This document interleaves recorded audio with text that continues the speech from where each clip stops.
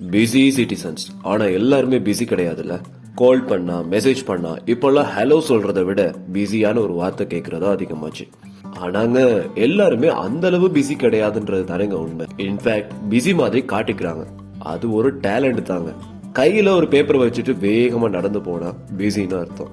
சும்மா போனை காதுல வச்சுட்டு ரேண்டமா ஒரு புக்கை புரட்டிட்டு இருந்தா பிஸி.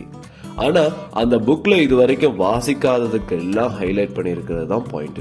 லேப்டாப்ல ரேண்டமா சத்தமா 10 பட்டனை தட்டி அப்பப்போ மவுஸை கிளிக் பண்ணிட்டா பிஸி, ரொம்ப பிஸி. மெயில் செக் பண்ணி ஏதேதோ டிஜிட்டல் பிசினஸ் பண்றாங்கன்னு கிட்ட போய் பார்த்தா ஃபேஸ்புக் டிக்டாக்ல பிஸி. ஆமாங்க, ரொம்ப சீரியஸா ஸ்கிரீனை உத்து பார்த்துட்டு இருப்பாங்க. பாக்குறதுக்கு ஸ்ட்ரெஸ்ஃபுல்லா விரல்ல ஏதோ கவுண்ட் பண்ணிட்டு கணக்கு பண்ற மாதிரி இருந்தாலும் பிஸி. சிலர் 2 நிமிஷம் அப்படின்னு டைம் கேட்டுட்டு காணாம போயிடுறாங்க. ஏதோ 10 ராக்கெட்டை விட போற மாதிரி ஓவர் ஒர்க் லோடுன்னு 10-15 காஃபி குடிக்கிறாங்க. போன் பண்ணா போதும் 4 வார்த்தை நல்லா பேசுறதெல்லாம் இல்ல, சரி நான் பிறகு கால் பண்றேன்னு கிளம்பிடுறாங்க.